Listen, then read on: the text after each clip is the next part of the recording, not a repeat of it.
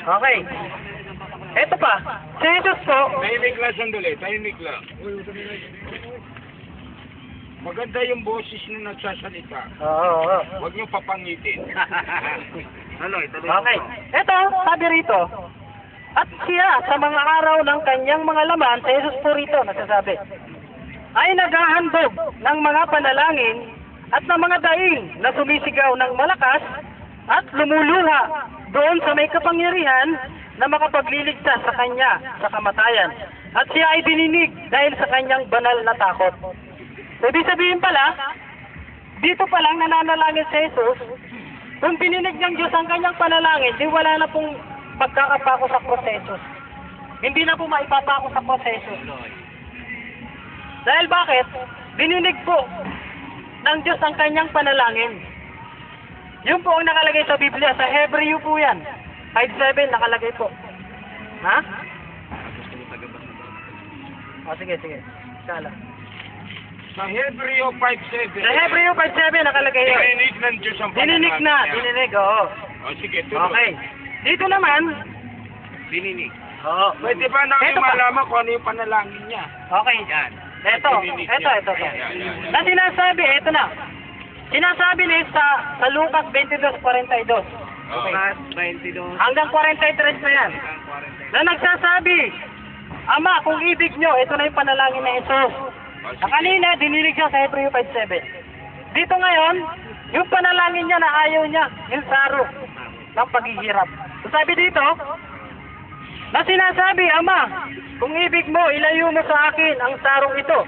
Gayon may huwag mangyari ang aking kalooban, kundi ang sa iyo. At nagpakita sa kanya ang isang anghel na mula sa langit na nagpalakas sa kanya. Ibig sabihin, kinomfort niya yun sa Jesus. May nagpakitang anghel. Ibig sabihin, kung kinomfort siya, ibig sabihin, wala nang pagkakapako. Kasi bakit? Pag kinomfort ka, ibig sabihin Hoy, hindi ka na maipapako sa krus.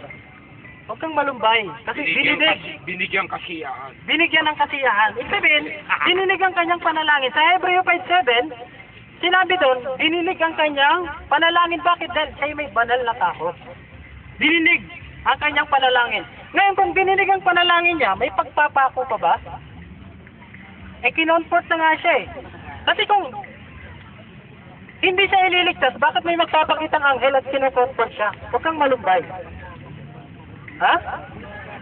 Di ba? May oras na ba? Ha? Teka, titignan ko. Naglaro pa sa 5 minuto bro.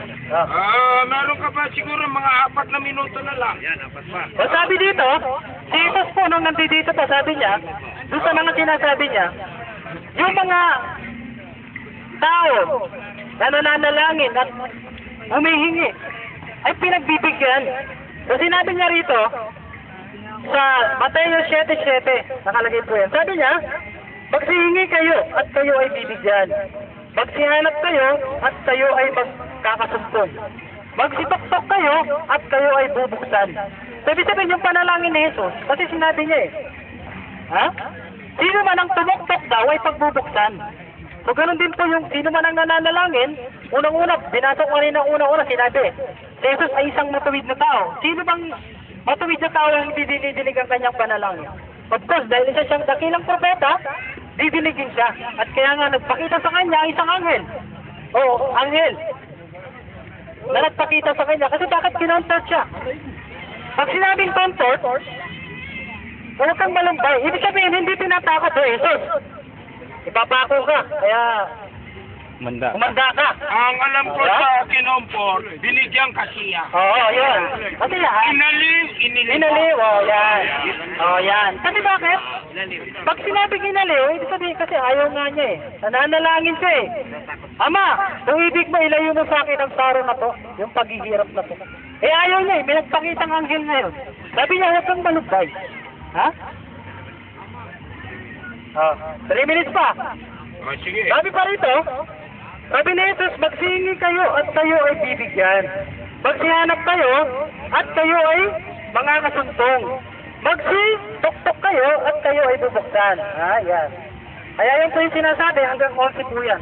Ituloy na natin. Sapagkat ang bawat humihingi at tumatanggap at ang humahanap ay nakakasumpong at ang tumutuktok ay binubuksan. Ha? O anong tao sa inyo ang kung siya ay humingi ng tinapay ng kanyang anak ay bato ang ibibigay? Kung humingihan siya ng isda at bibigyan siya ng ahas. Pwede sabihin dito, sinasabi ni Jesus, sino man ang tumatok, siya ay bubuksan. At sino man ang manalangin, siya ay sasagutin siya ng dinadalangin niya. So dito, ngayon makikita natin kung talagang hindi dininig siya, malamang may papo nga talaga siya. Pero bakit dahil dininig siya, dininig niya siya Ibig sabihin, wala na pong pagkakapako sa krus. Meron pong naipako sa krus, pero hindi po si Jesus. Ibang tao po yung naipako. Opo. Kaya yun po, sa pangalawang tindigan natin, nilalapag ko lang po ito. Mamaya, isa-isayin po natin yan. Isang minuto mahigit. Okay, 1 minuto pa. So yun, ulitin ko na lang po, para sa mga kararating lang po ngayon. Sa Islam po, paniniwala po namin bilang mga Muslim, si Jesus po ay hindi na ipako sa krus. Kailanman ay hindi pa siya namamatay, hindi siya na ibayubay sa krus. At hindi siya na matay. Kasi ayon po sa Quran, napakalinaw po, sinabi ng Allah na hindi po namatay at naibayubay sa krus. Ha? Wa ma qataluhu wa ma salabuhu. Hindi siya namatay at naibayubay sa krus. So yun po. Kaya napakalinaw po yung sinasabi doon, bakit siya po inangat ng Allah subhanahu wa ta'ala. Hintay sa inyo. Darating po sa araw ng paghukom pag malapit na po. Hintay sa inyo. Hinihintay po natin. Opo. Hinihintay po din namin yon na kung saan patutunayan niya kung ano yung tunay na relihiyon. At kauna-una ang babalihin niya yung krus. Kasi bakit? Maraming tao sumasamba sa krus at naniniwala sa krus. Dahil hindi naman talaga siya naipako sa krus. Okay. Yun po. Okay. Okay. Time na. At, Alhamdulillah. Ginoong Sede, tagapagsalita ng Kristiyano na naniniwalang na napako si Kristo sa krus. Maganda yung presentasyon ni Batir. At napasupalian niya ayon sa kanya pag-aaral na hindi napako. At kung yan ay hindi napako, sira ang kaligtasan ng Kristiyano. Bakit? Nakasalalay sa inyo ang kaligtasan ninyo sa pagkapakot kamatayan nito sa krus. Kaya mo ba na pasinungalingan ang mga pinahayag niya? At yan ay mapasisinungalingan mo lang sa pamamagitan ng cross-examination. Di ka kaya ka pa mag-cross-examine. Mababaw pa nga yung sinabi niya eh. Hindi pwede yung basta sasagot ka lang. Kinakailangan mag-cross-examine ka. Okay? Okay. Bibigyan ka ng 5 pagkakataon para siya magiba sa pamamagitan ng cross-examination. 5 katanungan. Unang tanong. Unang tanong. Tinatanggap mo ba ng Panginoong Kristo ang Kristo ay hindi nagkasala? Ayon sa Biblia, nakalagay po. Hindi. Kasama. Hindi, huwag muna sumagot yung hindi tinatanong. Ulitin ko tanong. Pakiano mo nga yung oras. Basta 5 tanong yan. Yung 5 tanong, naglalaro yan sa 5 minuto. Tinatanggap mo, ulitin ko ang tanong ha. Unang tanong. Tinatanggap mo ba na ang Kristo ay hindi nagkasala? Pakisagot. Sagot na. Nakalagay sa Biblia, siya ay hindi nagkasala. Hindi, ikaw, sa inyong paniniwala. Nakalagay sa Biblia nga. Binasa ko kanina. Binasa ko kanina. Tinatanggap mo. Tinatanong din niya kung sa paniniwala ng Quran. Hindi nagkasala. Ay hindi, lahat ng tao Ay. nakakasala. Sa Quran, kaya nga ang Allah subhanahu wa ta'ala is mahabagin, maawain ang Kaya ang ibig mo mapagpapawad. ba sabihin sa Quran, one way or the other, si Kristo nagkasala. Nagkakasala. Nagkasala. Lahat ng tao nagkakasala. Ayun ang sagot niya sa Pero, unang tanong. ito hindi sila nagkakasala ng karumal-dumal. iba yung pagkakasala doon sa... Basta nagkasala, hindi yung karumal-dumal na So, pagkakasala. kasi kung di man nagkasala, nagkamali. Nagkamali. Okay. Ah. Pangalawang tanong. Nililinaw ko lang kasi sa Biblia, karumal-dumal ang ginagawa ng mga propeta. Oh, sige. Nililinis natin yung mga propeta kasi dakilang propeta sila. Oh, pangalawang tanong. Pangalawang tanong. Bago ako magtanong, may babasahin ako bago magtanong. Ayun, kasama yan. Pwede na. Tanong muna. Tanungan to, hindi na magbataan to. Babasa ako, saka ako po. At mo pa ibabatay ang premisa. Oo, tama. O sige, bilis-bilisan mo pagbabasa. Yung arat. Hindi, 5 naman, bibilang ay... Hindi, bilis lang yan. Hindi, babatay daw siya ng tanong doon sa babasahin niya. Pwede naman yan eh. Ito. Sabi sa Mateo 18:19, nagsasalita rito pa yung Kristo. Narito, nagsisiahon tayo sa Jerusalem at ibibigay ang anak ng tao sa mga pangulong saserdote at sa mga eskriba at kanilang hahatulan at siya papatayin. At ibibigay siya sa mga hintil upang siya kanilang alimurahin at hampasin at ipako sa krus at sa ikatlong araw siya ipabangon. Ang tanong ko ganito, O sige, bilisan mo. ito bang pahayag na to ng Panginoong Kristo sa kanyang mga alagad? Ito ba'y kasinungalingan o katotohanan? Pakisagot, Pati. Ano yun? Ulitin. 18:19, narito, nagsisiahon tayo sa Jerusalem. 19-18 ng... Kapitulo 20, talatang 18 hanggang 19. Narito, Ano yan? Mateo. Mateo. Narito, nagsisiahon tayo sa Jerusalem at ibibigay ang anak ng tao sa mga pangulong saserdote at sa mga eskriba at kanilang hahatulan at papatayin. At ibibigay siya sa mga hintil upang siya kanilang alimurahin at hampasin. At ipako sa krus at sa ikatlong araw siya magbabangon. Ang tanong ko ganito. Okay, tanong. Ito bang sinabi ng Panginoon Kristo sa kanyang mga alagad? Ito ba'y kasinungalingan o katotohanan? Okay. Ayon sa Biblia, hindi sa Corona, ayon sa Biblia, totoo yung nakalagay dyan. Ayun daw sa Ay, Biblia. paliwanag ako dyan. Hindi, ang tanong, kategorikal ang tanong ko, para sa'yo, ito ba'y kasinungalingan o katotohanan? Kung ang pagbabatayan daw ay Biblia, Okay. eh yun ang nasa Biblia. Yan ang nakalagay sa Biblia. Oo, wala naman ako total dyan. Ano ka pagdidikutihan namin? Wala. Tatalungin mo. Wala na! Technical na! Dapat, kasi, Ang batayan ninyo, eto, makinig ka muna, Ginoong Cristiano. Ang batayan ninyo, hindi lang nakapokus sa Biblia, sa history at maging din sa kanilang Quran. pero ang number 1 na reference, siyempre, Biblia, kasi ang pinirmahan namin, ayon sa Biblia. Eh, ang sagot niya, kung ayon rin lang sa Biblia, hindi totoo. Oo. Wala naman ako total eh. Wala siyang totoo. Ikaw lang. Ano ba yung binasa mo, Quran?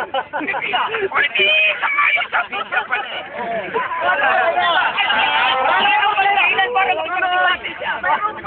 Aba, ewan ko, ba't ka nakipag-debate? Wala ka na ba yung tatanong? O sige, marami pa. Okay. Iwas muna yung alapat. At dahil nag-cross-examine siya. Sige, ano, papasahin ko ba ulit? Hindi. Huwag mong intindihin yung hindi mo kausap. Sige. Para maging maayos ang takbo ng... Kaya mamaya, brother, pagkatapos Ano? ng debate nila, hindi tayo Sunod na tanong. Binanggit mo yung 24:7 ng Lucas. Pangatlong tanong na yun, ano? Oh. Hindi ako nagkakamali. 24 sabi ron na sabi ng anghel, bakit hinahanap ninyo ang buhay kaligtan ng mga patay? Ang tanong doon ba sa mga sumunod na talata, sinabi ba ng anghel na hindi namatay ang hinahanap nila na Panginoon Kristo? Ano tanong doon?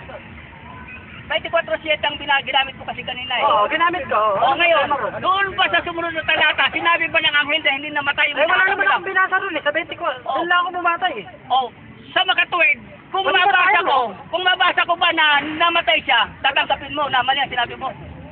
Wala naman akong binabasang ganun eh. Hindi, Wala kung naman bakit pinag- Ang usapan, doon sa anghel, sa anghel. babasahin ko ha. Pag-ibasa yung sinabi ng anghel. Ano, 24:7. Yung nagbabantay sa puntot. Okay. Para malinaw. Ano sabi? Yung sa Porterero.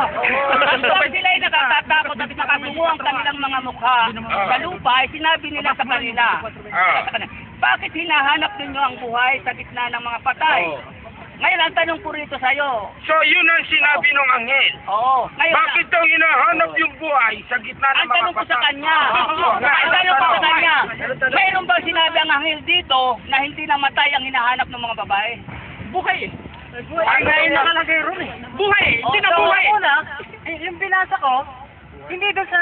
Ang sinasabi nung angel, naghahanap yung mga babae ng patay. May buhay naman. Ng buhay sa gitna ng mga patay. May buhay na eh! Hindi naman patay yun! Sige. Buhay nga eh. Alam kasi natin kasi medyo lumalapit.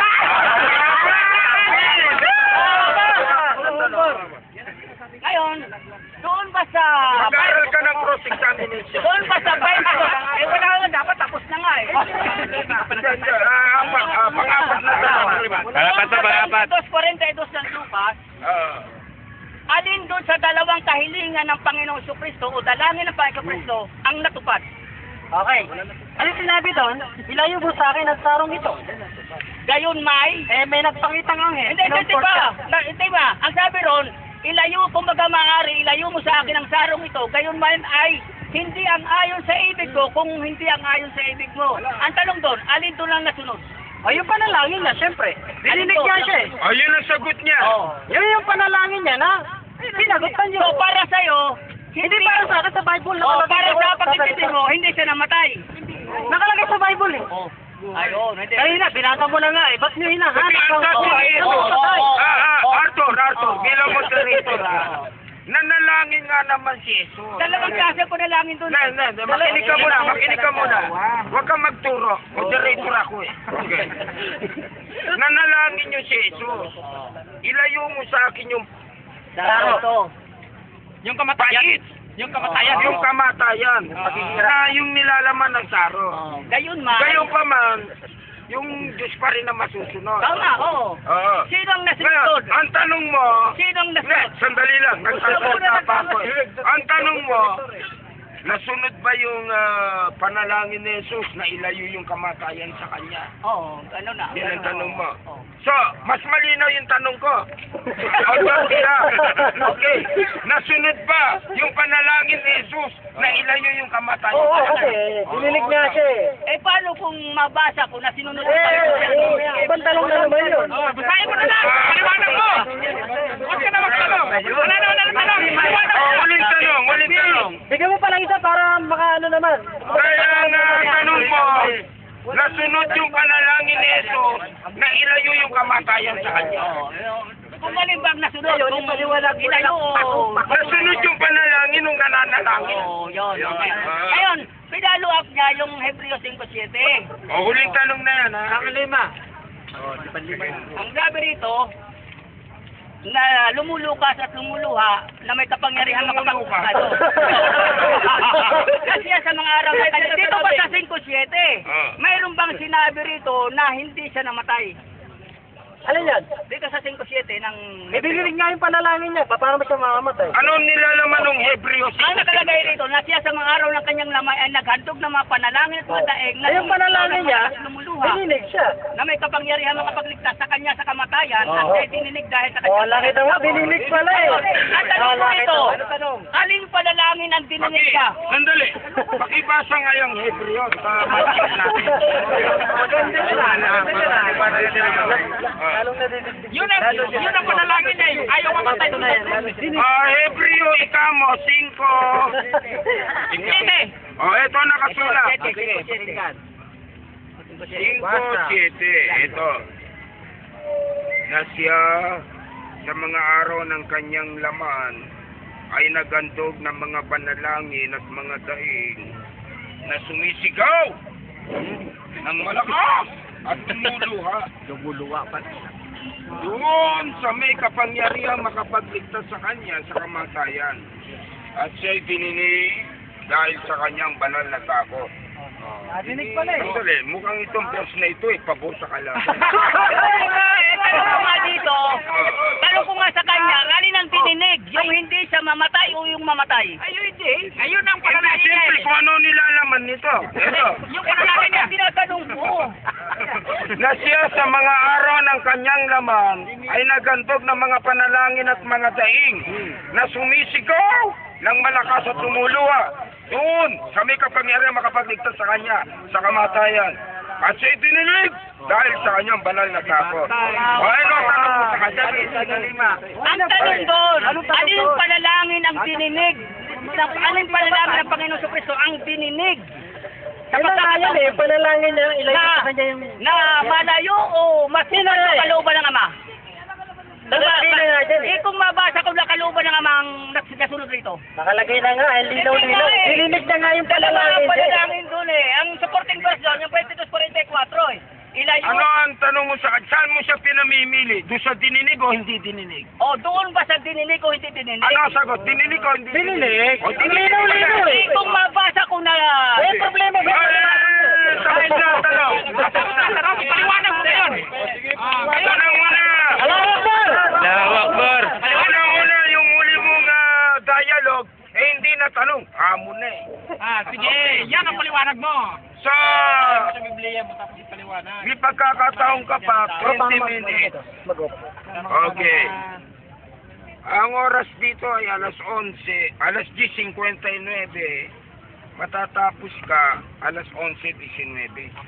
Okay. 20 minutos. Itindig mo. Bago ako mag-umpisa, siyempre, re-rebat ko muna ang ilang talata na ginamit dyan. Eh, siyempre, irilibat mo. Latag ka muna, mo. Kasama yan eh. Sa 5:7 ng Hebreo,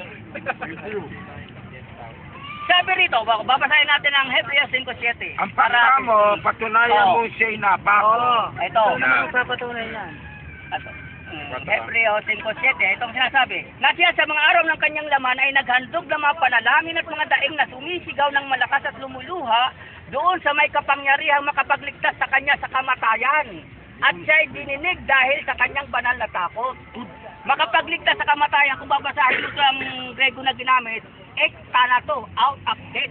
Ibig sabihin, mula sa kamatayan, niligtas siya doon. Sandali, ang binabasa mo yung Tagalog. Oo, yun. Hindi pinapaliwanag ko lang At eh. hindi tayo mga Griego. Hindi, may English translation naman eh. Pwede naman basahin, may translation sa English. Basahin mo na lang sa English. Yan na lang sa Tagalog. O, ito na nga eh. Ngayon, alin dito ang sinasabi sa 22:42 ng Lucas?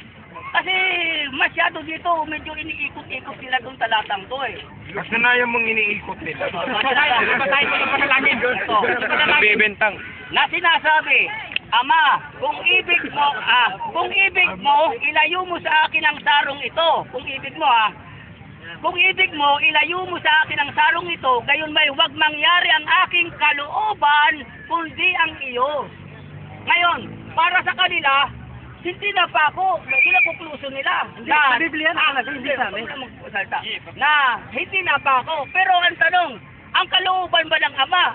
Dalawang hinihiling rito eh. Kundi, hindi ang mangyari ang kalooban, kundi ang ibig. Pinapawalang kabuluhan ng Panginoon Kristo. Yung una niya Hindi, kahilingan. para magkaroon ka ng guide, Arthur, nung nananalangin si Jesus, may kalooban siya. Ilayo yung kamatayan. Ito. Alin ba sa dalawang nasunod? Ito. Yung kalooban ng Diyos o Kalooban yung ng Ama. kalooban Ito. ng Ito. Sokris na yan? Ikaw lang magbulang dito.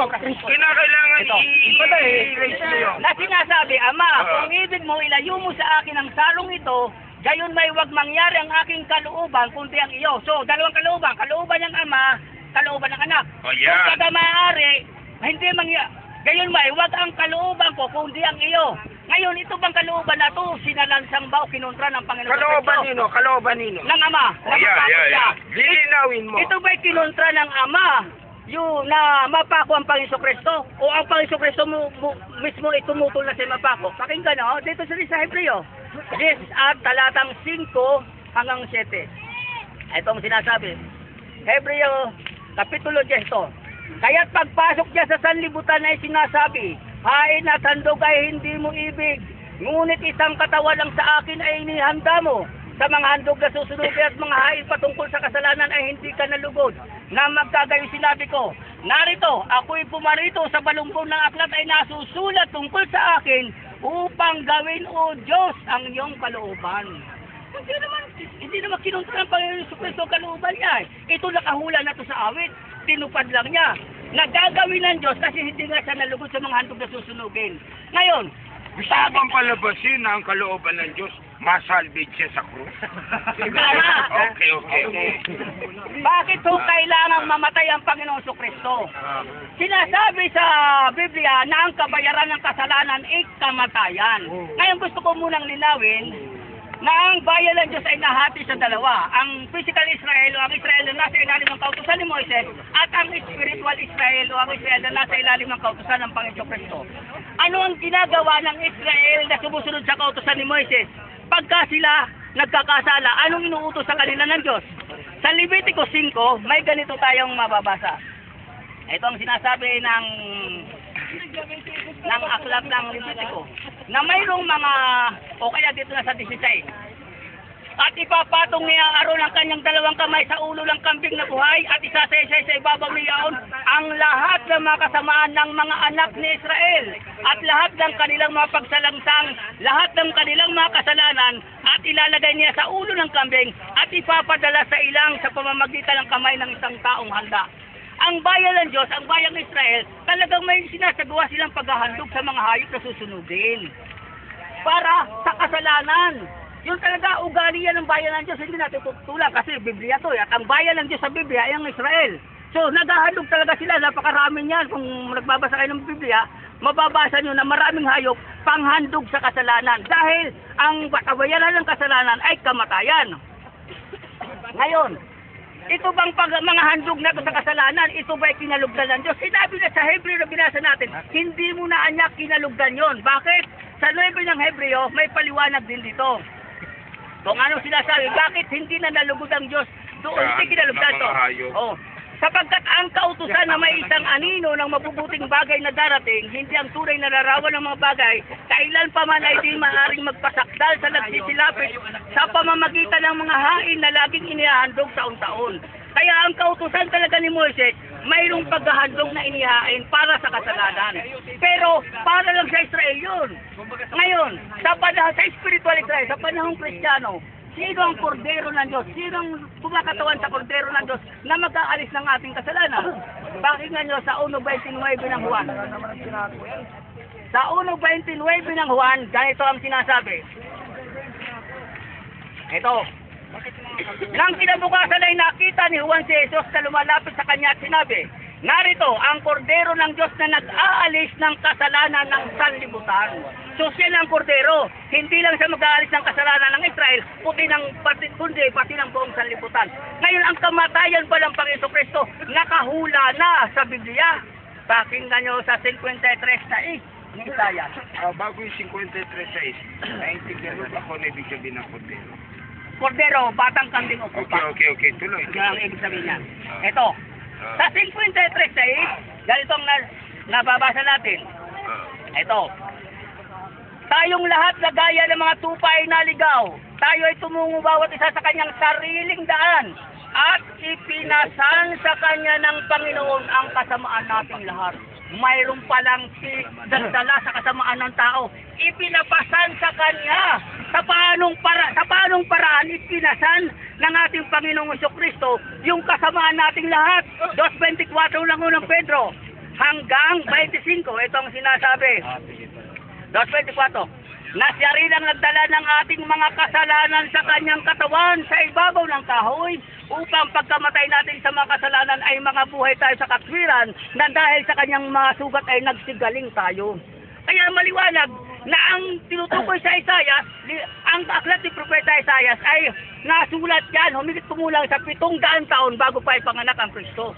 Na doon may hula na yung kasamaan ng tao ipapapasan sa kanya ng Diyos. Kaya ang kamatayan ng ating Panginoon Kristo sa cross, kalooban ng Ama yun, na siya magdadala ng kasalanan ng tao. Dahil ang tao, walang magagawa na dahil ang pasya ng Diyos sa kabayaran sa kasalanan ay kamatayan.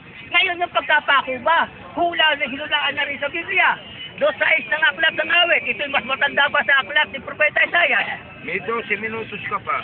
Ito, sa Kapitulo 2 ng awit, ay Kapitulo 22 ng 6 ng awit, mayroon tayong ganitong mababasa. Ito ang sinasabi. Ngunit ako'y uod at hindi tao, tumahagi sa mga tao at sinamak ng bayan. Silang lahat na nakakita sa akin ay tinatawa ng mainam ako. Inalalawit nila ang labi, ginagalaw nila ang ulo na sinasabi, magpakatiwala ka sa Panginoon, iligtas niya siya, yamang kinaluluburan niya siya.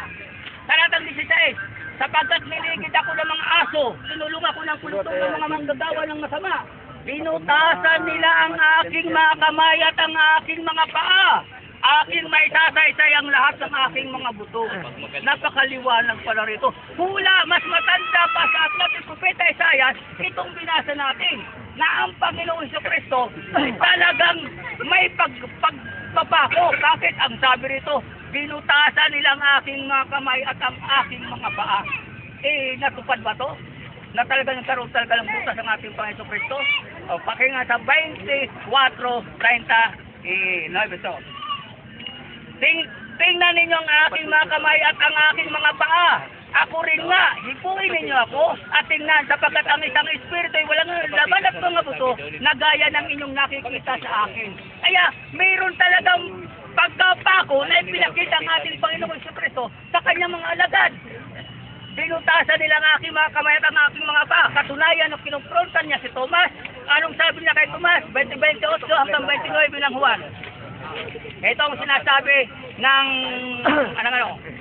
sumagot si Tomas sa kanya, sinabi, Panginoon ko at Diyos ko. Sinabi sa kanya ni Jesus na magkagayoy, sinabi niya kay Tomas, idaiti mo rito ang iyong daliri at tingnan mo ang aking mga kamay. At idaiti mo rito ang iyong kamay, isuot mo siya sa aking tagiliran at wag kang di mapanampalatayahin kundi mapanampalatayahin.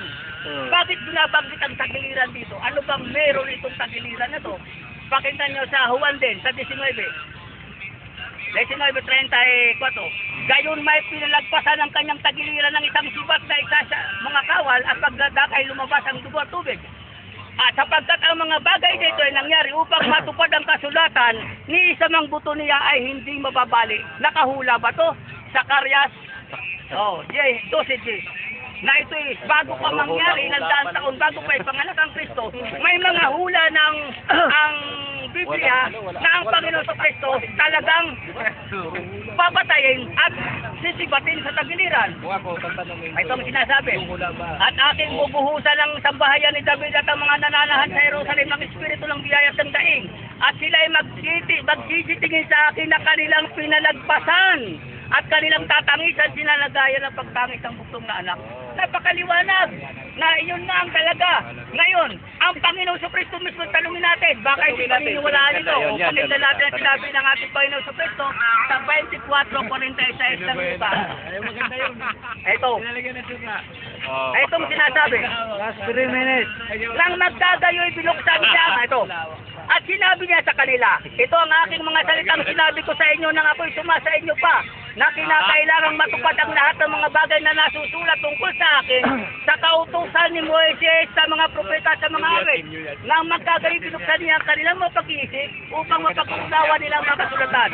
At sinabi niya sa kanila, ganyan ang pagkasulat na kinakailangang maghirap ang Kristo at magbangong muli sa mga patay sa ikatlong araw. Napakaliwanag ang sinasabi ng Biblia. At ipangaral sa kanyang pangalan ang pagsisisi at pagpapatawad ng mga kasalanan sa lahat ng mga bansa, nagbuhat sa Jerusalem. Babalikan natin ngayon ang binasa sa 24 ng Lucas, na raw hindi namatay, na ginagawang patay. Hindi lang naman kasi tinutuloy ang pagbasa basahin na natin ito. Ito. Nasina ito, na magkagayon ng takot at nakatungo ang kanilang mga mukha sa lupa at sinabi nila sa kanila, bakit hinahanap ninyo ang buhay sa gitna ng mga patay? Wala siya rito. Datapwat nagbangon. Alalahanin ninyo ang salita niya sa inyo nang siya ay nasa Galilea pa. Ano ang sabi ng anghel?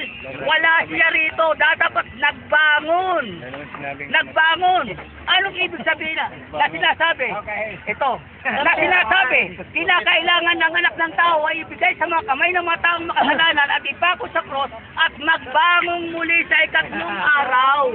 Ngayon, anong ibig sabihin ba nito? Kamatayan ba to? 17:22 ni Mateo. Ito, magbangong muli sa ikatlong araw. Ano yun? Hindi ba namatay yun? 17:22 na Mateo, ganitong sinasabi. At samantalang sila ay nakahimpit sa Galilea, ay sinabi sa kanila ni Jesus, 7 minutos pa. ang anak ng tao ay ibibigay sa mga kamay ng mga tao. Ito, sinabi sa kanila ni Oh, 4 minutes. sinabi sa kanila ni Jesus, ang anak ng 4 to tao, 5. Baka namatay yung ang anak ng tao ay ibibigay sa mga kamay ng mga tao. At siya ay papatay nila. At sa ikatlong araw ay siya ay muling ibabangon. At sila ay lubhang ng manglaw. Napakaliwanag na sa bibig ng Panginoon Kristo, mababasa natin na siya talaga ay namatay at muling nabuhay. 20 minutos siya eh. Okay. Ilang minuto pa? 7. Na 7. Kanina pa 7, mga 6:30 Okay. Ngayon, Sige, sino 6. ba ang may kalooban tungkol, sino ba ang nasa likod tungkol sa pagtuturo na ang Panginoon sa Kristo hindi namatay? Ito ba ay kalooban lamang ng tao? May ibang mas may kalooban dito. Kasi may mga nagtuturo na ang Panginoon sa Kristo talaga hindi napako sa korpo. Pero ang tanong, sino ang nasa likod nila? Puntahan nga natin ang Aklat ni Mateo. Go! 16:21 hanggang 23. Mula ng panahong yaoy, nagpasimulang ipakilala ni Jesus sa kanyang mga alagad na kinakailangan siya ay pumaroon sa Jerusalem at magbanta ng maraming bagay sa matatanda, sa mga pangulong saserdote at sa mga eskriba. At siya ay patayin at muling ibangon sa ikatlong araw. At isinama niya siya ni Pedro at pinagpasimulang siya ay pagbigaan na nagsasabi, Panginoon, malayo ito sa iyo, kailanman ay hindi mangyayari ito sa iyo. Datapwat lumingon siya at sinabi kay Pedro, lumagay ka sa likuran ko sa talas. Ikaw ay tisod sa akin, sapagkat hindi mo pinag-iisip ang mga bagay ng Diyos, kundi ang mga bagay ng tao. Kaya nga sa likod ng mga pagtuturo na hindi namatay ang Panginoon Kristo, ay maliwanag sa dyablo. Bakit? Pag hindi namatay ang Panginoon Kristo, hindi matutupad ang kalooban ng Diyos na maligtas ang tao sa pamamagitan ng kanyang kamatayan. Hindi magiging takapagligtas ang Panginoon sa Kristo kung hindi siya mamamatay. Kaya ang gusto ng Diablo, di Satanas, huwag siyang mamatay. Ang ibig sabihin kasi ng Satanas, mananalansang, opposer. Kaya yun ang tawag kay Satanas. Yun lang kaulugan. Kaya gusto sa taas, huwag mamatay. Bakit? Para magbaligtas ang tao, para marami siyang makasama sa impyerno. Yun ang malinaw. Kaya bakit may lumalabas na hindi napako? Hindi na nakapagtatakayan. Okay. Tapos na. Kaya meron pa siya mga 4 minutes. Wait lang. Wait na. Kasi ang usapan, matatapos ba alas 11:19. Eh alas 11:15 lang. Okay. Okay, sige. Ito ba? Ganito. 4 minutes. O sige. Sabi nila, ang batayan, hindi ako tayo kakapusin yan. Ang batayan nila ay ang Quran. Alam naman siguro ng mga Muslim, bukas lang ang isip hindi ko sinasabing hindi naman ako laban sa inyo. Na ang Quran, nasulat yan, 600 taon na matapos magkapakuan. Pwede ba naman kukuha ka ng testigo na halimbawa, na si Kaede ang maliwanag na testigo sa pumatay kay Lapu-Lapu. Pwede paniniwalaan ba na hukom yun? Di Lapu-Lapu na buhay ng 15 siglo, na buhay lang ito, 15 siglo. Ganyan din ang ginagawa ngayon ng Quran. Tumatayo sa testigo na hindi namatay, na ilang daan taon ang layo niya. Hindi ako titistik ko sa mga bata hindi ko inapos. Hindi ka tanggap-tanggap ang sinasabi ng Quran na hindi namatay. Bakit? Kailan lang naman nasulat yan kung ihambing kung sa pagkapako, sakto lang pagkapako ng Panginoon Kristo. Meron ka pang 3 minutes. Wait na. Wait na. Konting luwag tornilyo lang. Luwag tornilyo. Pati luwag kasi pribileyo mo na siya isa ilalim sa matinding cross-section. 21 hours. 2 hours na. Hindi pa. Naglalaro sa 5 tanong. Nasa 21 hours pa to. Hanggang bukas. Ay, tanong ako. Ganyan. Kasi nabanggit na yung huli, yung Mateo 16:21 hanggang 23. Ano nilalaman nun? Okay, ganito. Yung tanong ko doon, di ba sinabi na ito, binato mo, na si Pedro ay tinawag na demonyo. Satanas. Okay, Satanas at saka demonyo, paras lang yun, di ba? Diablo. Tinatanggap mo ba na si Pablo ay demonyo? Si Pedro. Si Pedro. Si Pedro ay Satanas.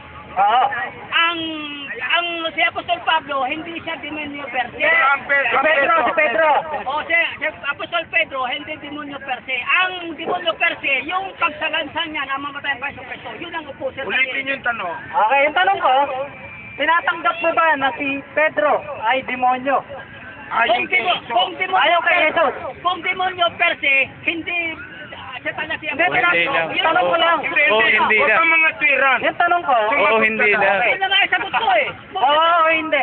Tinatanggap mo ba na demonyo si Pedro? Yun na yung Ayon sagot kay ko. Jesus. Yes, sir. Ayaw kay Jesus. Yun na ang sagot ko. Kung demonyo per se, hindi siya demonyo. Yung sagot ko. Yung sagot ko.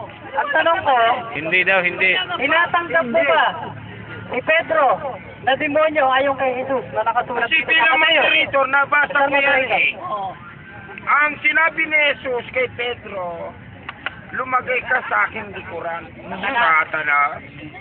Well, ang dapat sa tanong dyan, naniniwala ka ba na si Pedro ay Satanas ayon sa pagtawag niya? Okay, ang sagot ko ganito. Kung Satanas per se, hindi. O yung sagot ko, maliwanag na yun. Walang persye bahala ka na, bahala ka Ang na. Satanas Yes, doon, sagot- ang Satanas doon, yung ginawa ni Gusto ko Pedro. linawin ng moderator yun para malinaw sa mga tao. Ang Satanas doon, yung ginawi ni Pedro, yung sinabi ni Pedro na opposer. Yun ang Hindi Satanas yun ang Yun ang sagot ko. pinag-uusapan. Bahala na siya. Para matapos ang usapan, tinawag ba o hindi? Sumagot Ni na nga Jesus. ako na hindi siya Satanas per se. Hindi pa tapos. Bahala na siya mag-react doon. Hindi, ikaw nga tinatanong ko eh. Yun ang sagot ko. Sagutin hindi mo lang. yun. Tinawag ba ni Jesus si Tinawag na- Pedro na Satanas? Tinawag. Nagpapaliwanag. Tinatanggap niya na satanas si Pedro. Hindi nga Hindi siya naman Satanas tanggap. per se. Yung Satanas doon actual eh, yung kanya sinabi. Yung kanya sinabi na pagsalansan. Aminin ka na lang, demonyo ba o satanas? Diablo. Diablo yan. Jonathan pa rin to, Diablo pa rin eh. Okay. Okay. Oo nga, tinawag ni Jesus na Satanas. Pero ayon sa kanya, hindi niya matanggap. Pero payag siya na... Ibig sabihin, kumukha sa kay Jesus. Aba, ewan ko sa inyong dalawa. Kontra siya, okay, ganito na lang. Oh. Kasi nandun tayo sa pagkakapako, may tanong ako. Kasi para malinaw sa mga tao, kung talagang gusto ng Diyos na maipako si Jesus para pinadala nga siya rito sa lupa, para magpakamatay sa cross. Ito tanong ko, meron o wala? May mababasa ka ba ng sinabi ng Diyos? Si Jesus, ipinadala ko para magpakamatay sa cross. Ipako sa cross. May mababasa ka ba? Wala. Meron wala. Kung letra por letra, Tinatanong kita. Oo, hindi. Meron o wala? mayroon, hindi letra por letra. Basa. Sandali, ang sabi mo, hindi letra por letra. Eh, anong papasahin mo? Ang pagpapasa by letra. Number. Ang paliwanag sa Biblia, hindi lahat. Hindi, linawin natin. Nagkakaede, alam mo naman, nagbabasa Moderator ako eh. Nagbabasa ako kung letra por Hindi letra. lahat ng paliwanag sa Biblia nababasa sa letra. Yun ang Biblia, hindi kagaya ng Quran na. Sa mga kapatid, magbabasa ka ng walang letra? Wala pa yun. Hindi letra por letra ang paliwanag. Sige, basa ka, basa ka. Basa. Babasahin natin kasi gusto ko malaman yun. Para malinaw sa mga tao. Ito. Na sinabi talaga ng Diyos. Eh, kasi ako nakababasa lang kung may letra eh. Ito. Gayon may kinalugdan ng Panginoon na mabugbog siya. Gayon may kinalugdan ng Panginoon na mabugbog siya. Anong verse yan? Buga lang nakalagay dito. Hindi ka. Gayon Panginoon mabugbog siya. Inilagay niya siya sa pagdaramdam. Pagka iyong gagawin ang kanyang kaluluwa na pinakahandog dahil sa kasalanan, makikita niya ang kanyang lahi. Ito maliwanag Okay. na kamatayan tinutukoy dito. Hindi niyo naintindihan yung tanong ko. Eh yun lang ang sagot ko eh. Sinabi ba ng Diyos na mamamatay? Sinabi ba ng Diyos na tingnan mo ay dito. mamamatay sa cross? Wala naman siya nabasang Bagamat hindi sinabi na Salitang hinahanap. mapako sa krus, pumayag ang Diyos na magulpi, mabugbog. Mamatay! Pumayag na mamatay! Binugbog lang, hindi namatay. Kaya kanya, cross, ano eh? Meron pa nakasulat na Mayroon eh, babasahin Wala natin. naman Itutuloy ko basa. Sige, sige. Gayon may kinalugdan ng Panginoon na mabugbog siya. Inilagay niya sa pagdaramdam. Pagka iyong gagawin ang kanyang kaluluwa na Dinala sa pinakahandog dahil sa TV. kasalanan, napakaliwanag. ginawa ang kanyang kaluluwa na pinakahandog. Pag hinandog, patay yan. Anong binabasa mo, Isaya? Pagkatay din hula sa Panginoon Kristo. Paano ka nakasiguro si Yesu Cristo? Paano nakasiguro? May paliwanag ako. Napakaraming paliwanag dito. Binasa ko na kanina ito, 24, isa sa paliwanag. Kasi ganito yan, bilang moderator, hindi sa kumakampi ko. No? Paano? Krus ang pinag-uusapan Sa namin yan, aming hindi tao, tutugan. ang pagitan ni Isaya at saka ni Jesus. Oo. Tama yun, tama. Gusto mo pang matiyak na hula ito sa Panginoon Kristo. Hindi ko naman tinatanong yung pagdugan eh. Pagdugan yung binabasa mo Yung eh. tinutukoy Another problem yun eh. Oo. Sagutin mo yung tanong. Tanong ko, may mababasa ka ba na sinabi ng Diyos, pinadala ko si Jesus para magpakamatay sa cross? Yan. Ayaw mo, binago na, tsaka. Yan Ano lang sinabi? sabi ko. Yun yun. Yan lang sinasabi, binasa ko sa Isaya. Wala naman cross yun eh. May nabasa ka pang cross. Inalandan siya. O, ang babasahin ko sa awit. Na siya, binutasan nilang kanyang kamay. Hindi, meron siyang binasa na hula sa Isaya na si Jesus daw ay pinabugbog ng Diyos. Pinapupok lang. Pinatay pati. Saan mo nakalagay mo? Paano mo masasabi na sa bagong tipan si Jesus ang katuparan ng pinabugbog? O, mayroon. May mababasa ko. Binasa ko nga galing ng isa eh. Ano, babasahin ko pa ba? Okay. Yung may cross para Ito. Ito. Siya ay napighati gayon man ng siya ay napighati gayon man ng Anong verse? Anong verse? 53:7 ng Isaiah.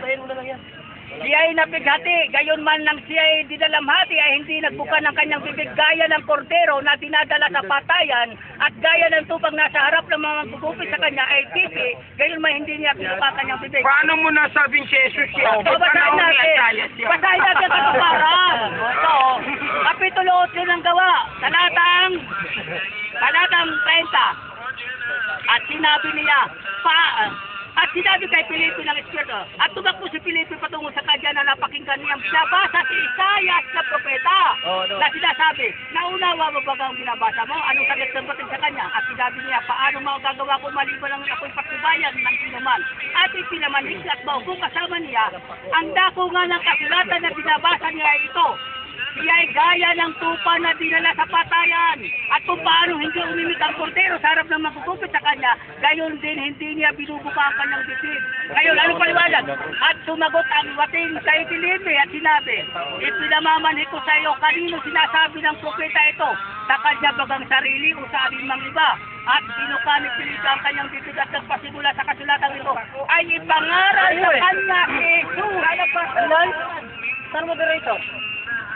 Napakaliwanag Ano sa mga tao? Wala siyang nabasang Ang cross. binabasa kasi dito, letra por letra. Wala siyang nabasang Eh, namatay, napakaraming hula. Isagot na lang yung tanong niya.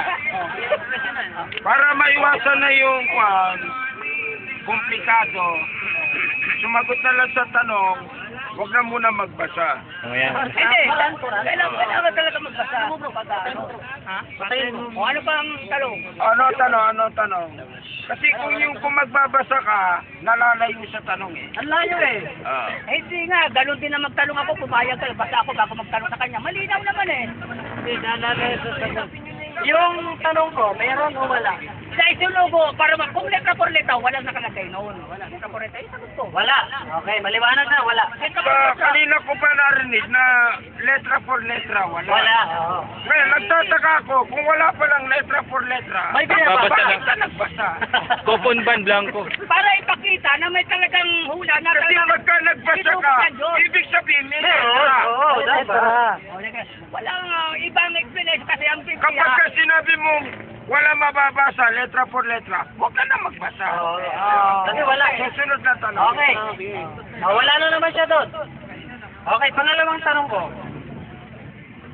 Pangalawa ba, pangatlo? Pangalawa ba? Pangatlo. Pangatlo? Pangatlo. Sige, pangatlo. Pangatlo. Kasi nalilito ako kasi wala naman sila. Nahihirapan ka na ba sa mga pagtatanong? Ay, wala ako. Nahirap-hirap. O sige, pangalawa pala. Sige, pangalawa daw. Pangalawa.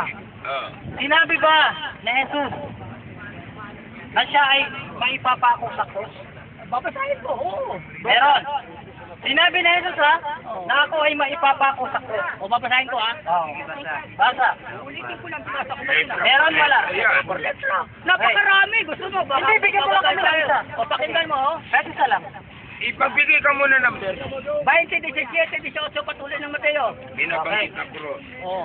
Oh, napakaliwanag eh. Ito nga hinamo ko nga siya ng ano eh. 20-17 ng Mateo.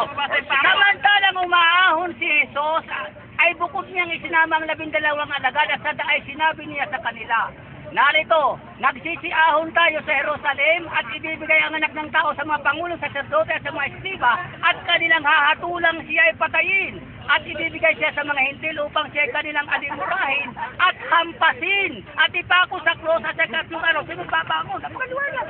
Wala naman sinabi. Sinabi ba ni Jesus kasi ang tanong ko?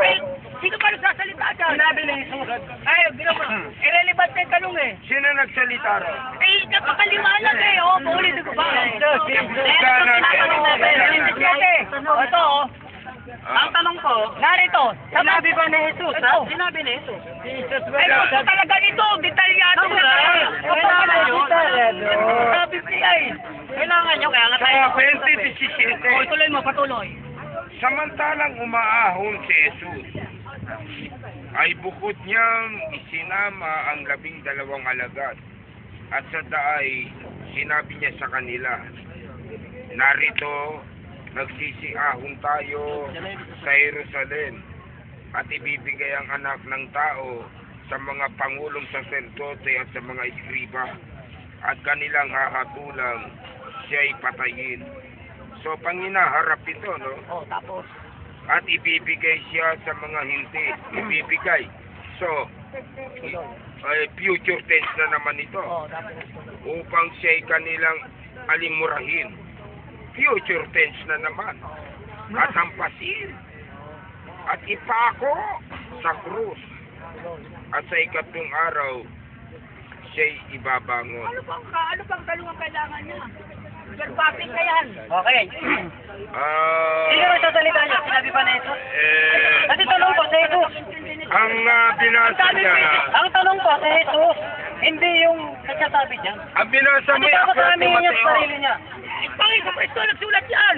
ang binasa niya at pinabasa sa akin, Sulat, ha? Para ay salita ni Mateo, Hindi nga record kinuko niya yan. si Jesus. Oo. Hindi si Jesus pa rin ang nagsabi. Kasi si Mateo. Diba? Hindi, kung wala namang Mateo, saan ka dadampot ng Jesus? Okay. Irrelevant nga ang tanong Pagbigyan natin, pagbigyan natin. Irrelevant yung tanong na yan. Pagbigyan natin. Basta binasa natin, hindi aklat ni Jesus, kung hindi aklat ni Mateo. Okay, sige. Yeah. Pagbigyan natin, pagbigyan natin. Okay, ganito. Nabanggit doon yung cross. Okay.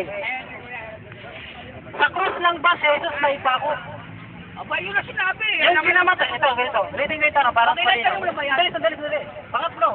Pangapat na yan. Pangatlo lang. Kasi pangalawa pa nga lang yun eh. Pag mo ano. Pangatlo yung... Magtatanong pa ako eh. Kung hindi ka naman nila kahit sa pangalawa, pangatlo, sumagot ka. Eh dahil wag ka magtanong to, okay, sanay ako sa tanong eh. Kaya lang, ano ang kanyang... Kung sanay ka sa tanong, huwag ka na magbilang. Okay, ganito. Kasi ako binilangan din ang tanong. Dami kong tanong dapat kanina eh. Ay, di mamaya bumawi ka. Okay, ganito. Eh, binilangan ako Ang ng tanong tanong ko, Ah. nabanggit doon yung pagkakapako sa cross. Si Jesus ba ay namatay lamang sa pagkakapako sa cross? Ayon sa Biblia, ha? Cross, talaga. Sa cross lang. Yes, sagot ko, cross. Wala lang iba. Wala na. Wala na daw, Mr. Moderator. Ay, ayon sa kanya, Wala daw. purely from the Bible, except from the cross, there's no way. Wala na. Okay. Wala na. Maliwanag na yun, ha? Sinabi niya. Pakiulit na, gusto ko lang linawin. Wala nang iba ang pagkamatay doon. Na Jesus daw. Cruz lang. Namatay siya sa cross na kahoy. Hindi, tinatanong nga kita eh, sa cross lang. Sa cross lang na kahoy. Okay, yan. Basta kahoy na Basta nakapo. kahoy. Basta cross, ha? Basta cross. namatay. Okay. Yan ang maliwanag na. Okay, ganito. Pwede ko bang hamunin to? Kasi nakalagay dun sa Fort Civil yung ano. May gusto ako Ay, sa sulat eh. hinamo ko siya eh. Hindi ka naman pumayag. Hindi, tinatanong kita doon sa, base doon sa sinasabi mo. Ano tanong mo? Uling tanong. Ganito. Ah. Paano kung mabasa ko sa Biblia na hindi namatay si Jesus sa cross? Alam ko Meron siya babasahin mo ibang eh. namatayan. Alam ko babasahin nga eh. Iba, O bakit sinasabi mo wala lang ibang namatayan? Kahit Krus pa yan, punong kahoy pa rin Sandali, yan. ano ibig mo sabihin? Alam mo yung sinasabi mo. Oo, kasi may... Ibig mo sabihin, Binabawi. alam mo na merong iba pang paraan ng Ayun pa na. Ang ibang termino na ginamit, pero krus pa rin yun. Kontra na naman sa kanila sinabi niya. Walang ka. Krus na kahoy pa rin yan. Walang nakasulat doon. Sa cross lang. Tapos ngayon, binawi niya Ang kayo. Biblia yun, terminology ang binainan ron. Wala yan. Okay, bilang mo dito, sigurado ka ba sa krus lang o hindi ka sigurado? Krus ang talagang pinamatayan ng Paiso Presto. Kaya lang may mga termino ron na binago yung termino, ginawang punong kahoy. Hindi, Binabawi niya na ngayon ang sinabi Hindi niya ko kanina. pinababa, alam ko yan. hindi, yung kaya lang. Totoo ba yung kaya lang?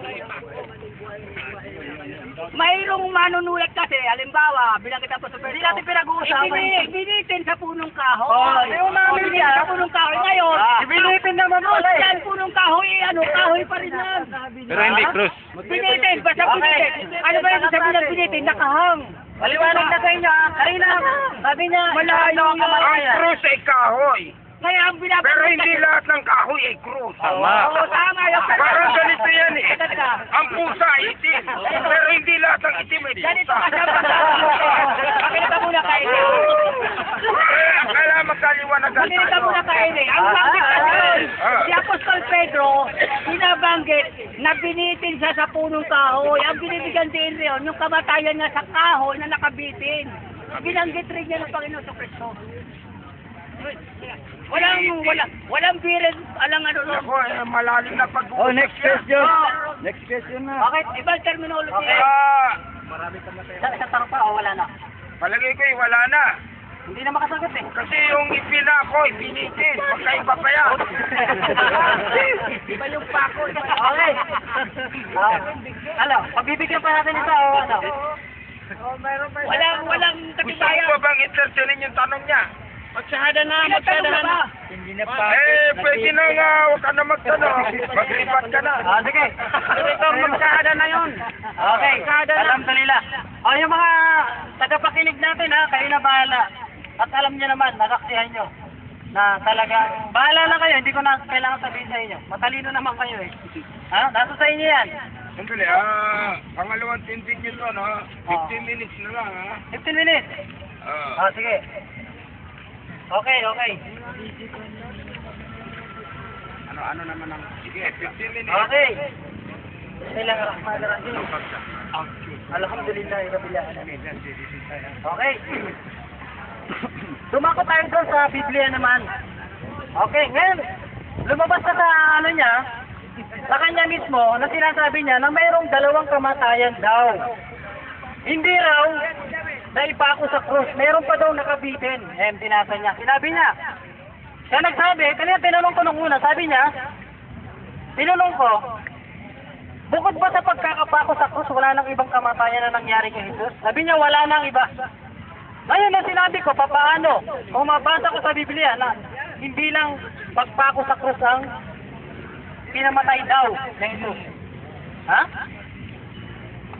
Binawi niya. Kasi bakit? Alam niya.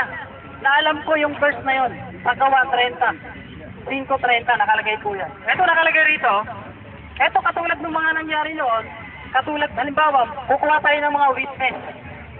Ha? Kukuha tayo ng mga witness. Tatanungin natin. Sa korte halimbawa.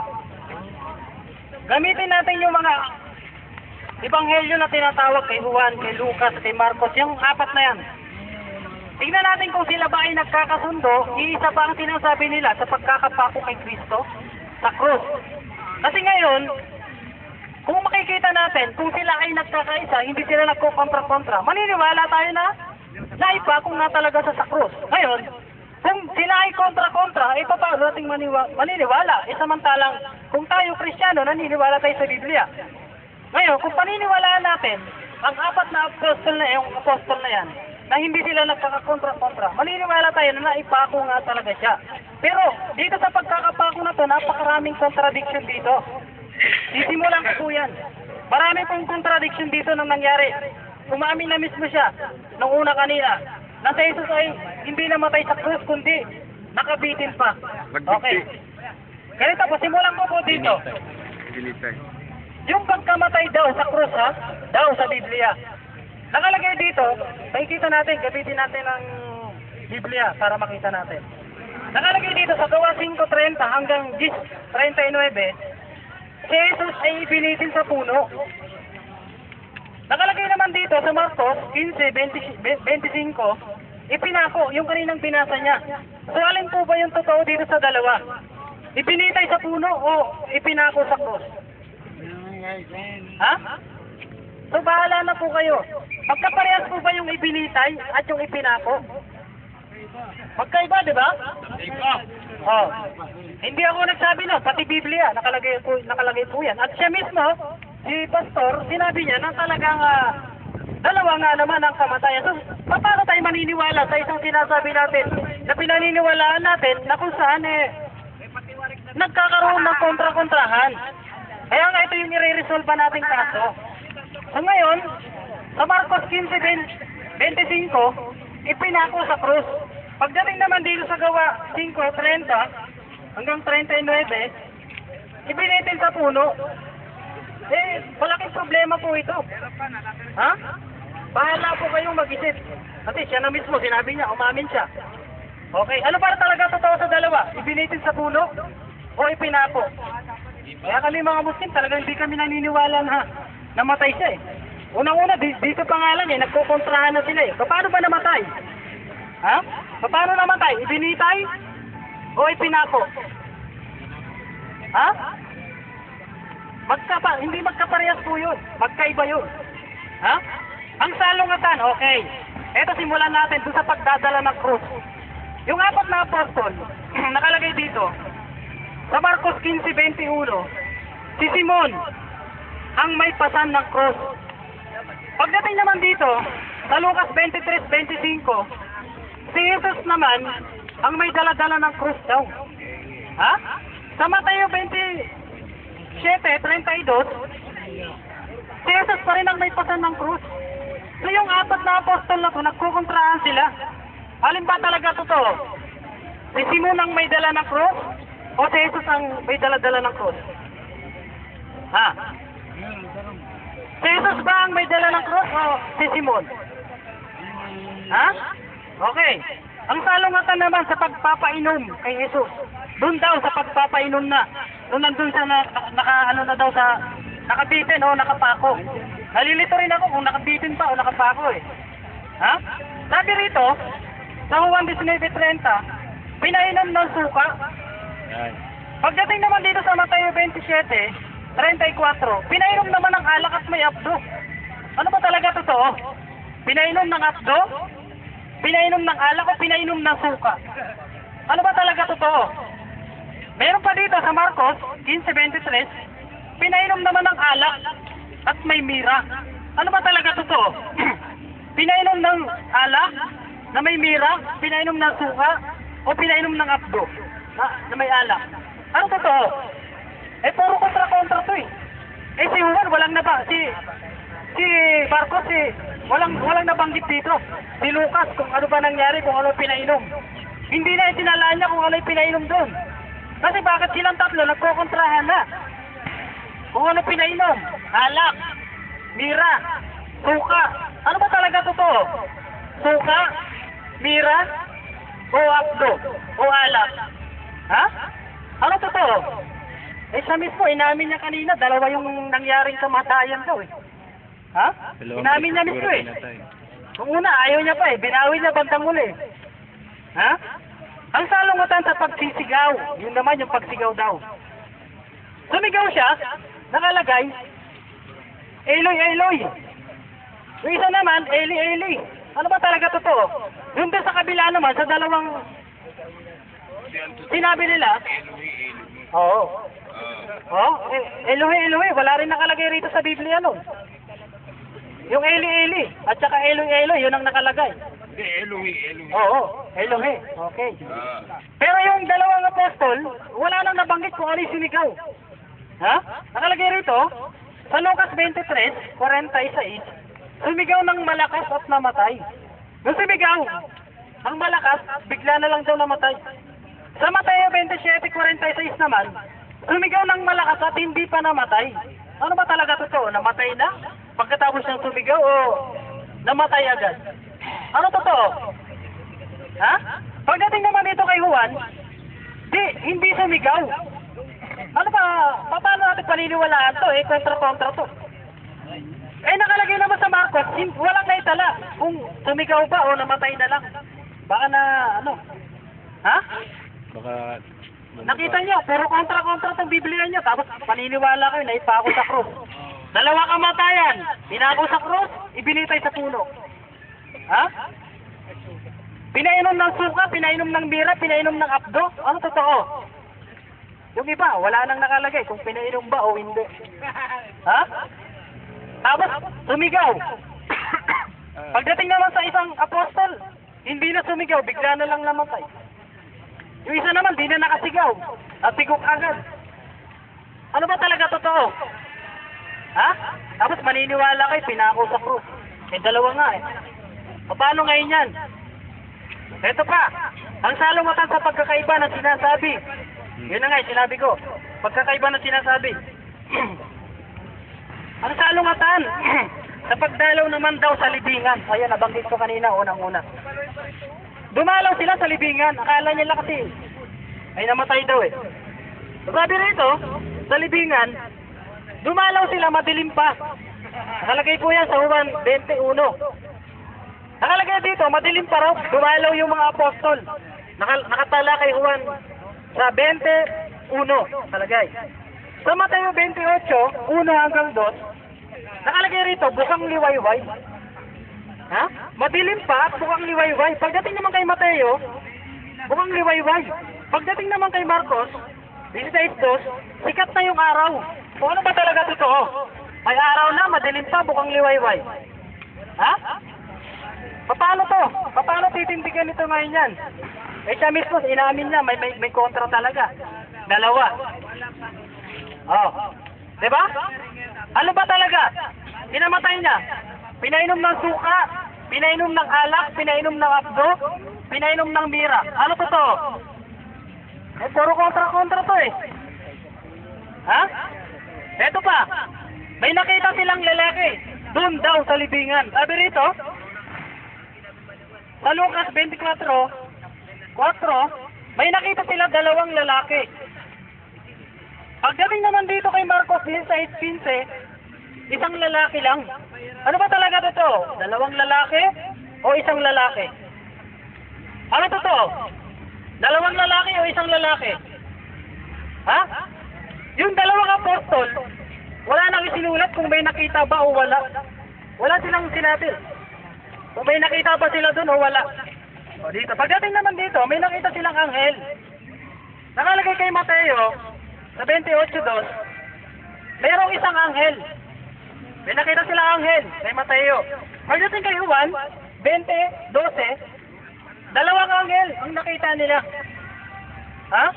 Ano ba talaga totoo? 2 anghel o isang anghel? Ha? Ano totoo? Isang anghel o 2 anghel? 2 lalaki o isang lalaki? Pinainom ng mira, pinainom ng alak, pinainom ng abdo, ng suka. Ano totoo? Isang lalaki. Ha? Ibinitay sa puno o pinako sa krus? Ha? Ano totoo? Ano totoo? Sino ba nagpasa ng krus? Si Jesus ba o si Simon? Ha? Magkaiba po yan, kontra-kontra po. Ngayon, kung nasa korte tayo, may mga witness, kukunin tayo 4. Paano natin mapapatunayan ng isang kaso? Samantalang lahat ng mga witness ay magkakaiba ng sinasabi. Di ba? Madi-dismiss ngayon ang kaso. Pagkakaiba kayo ng sinasabi hindi mananalo yung kaso nyo, madi-dismiss yan. Kasi bakit? Yung mga witness na kinuha nyo ay magkakaiba. Tinanong ka, anong kinamatay na Jesus? O anong kinamatay na Jesus? Nasabihin naman ng isa, pinainom namin ng suka. Pagdating naman doon sa kabila, anong kinamatay na Jesus? Pinainom namin ng abdo. Ha? Pagdating naman doon sa kabila, ano ba kinamatay na Jesus? Pinainom namin ng alak eh. Ha? So yun. Nakita mo, kararating lang nito. Alam niya kagad kung ano pinag-uusapan. Basta alak alam niya eh. Ha? Ano ba talaga totoo? Pinainom ng alak, pinainom ng suka, o pinainom ng bira. Ano totoo? May nakitang anghel, isa o dalawa? Bro, magkaparehas ba yung isa at saka dalawa? Isa lang. O, tamo, kontra. Nakalagay sa Biblia, ha? Paano ngayon yan? Ano kinamatay? Jesus, binitay sa puno o pinako sa krus? Pinasa paa. Oo, ito mo. Sa paa naman daw yun. Nakita mo? Ha? Pati warek, ganun. Kasi sa paa eh. Ha? Basta. Sabi niya, nakaroon siya. Oo, basta yung... Yan niya. Oo. Ama, magpapinabayaan. Oo. Ang Jesus mo. Sabi doon? Totoo siya ang Diyos. Bakit ang pinabayaan ng ama niya, dating ama niya? Oo. O, ganito. Ano po ba totoo? Sige, halimbawa, nasa korte nga tayo. Sa tingin nyo, kahit sa barangay yun eh, hindi uubra yung katwiran na yan. Kontra-kontra. Ano ba, may pinatay dito. Paano ba pinatay yung tao? Eh, sinaksak eh. Eh, yung ibang witness, sinabi, ay hindi, binaril yan. Yung isa naman, hindi, binugbog. Ano ba talaga totoo? Binugbog? Sinaksak? Sinaksak? Oo. Ano ba talaga? Ha? Dalawa yung bantay. Ano ba talaga totoo? Ha? Sandali. Ano totoo? Wala muna. Pero dito, debate ito. Mamaya na, mamaya. Wala muna sasabat. Okay, ha? O, yun po yung patunay ko. Ngayon, tutulan ngayon ni Pastor yan. Tutulan mo na mali ang sinasabi ng Biblia. Kasi pag sinutulan mo to, o kontra ka dito. Kanina, kumontra ka na nga sa Biblia mo eh. Ha? Eto paano to? Second. Malaking problema ito. Ano ba talaga? May nakitang isang tao o dalawang tao? Dalawang anghel o isang anghel? Pinainom ng suka, pinainom ng mira, pinainom ng alak. Ano totoo? Ha? Si Jesus ba ang nagdala ng cross o si Simon? Ibinitay ba o ipinako? O kayo? Ha? Ano ba talaga totoo? Patutuhan mo yun. Paano ngayon yan eh? Marami kamatayan. Nakita nyo eh, bago pa ipako niya, nagkakakontra-kontrahan na daw sila eh. Dalawa bantay. Biblia ang sinasabi ron. Saka sino nag-invento ng pako sa panahon ni Oo, wala pang Chinese to, unang-una. Okay. Ha? Time out. Okay, time out na. Time. Alhamdulillah, Rabbil Alamin. Bago mo sa ilalim Yun. si Bashir. Bashir,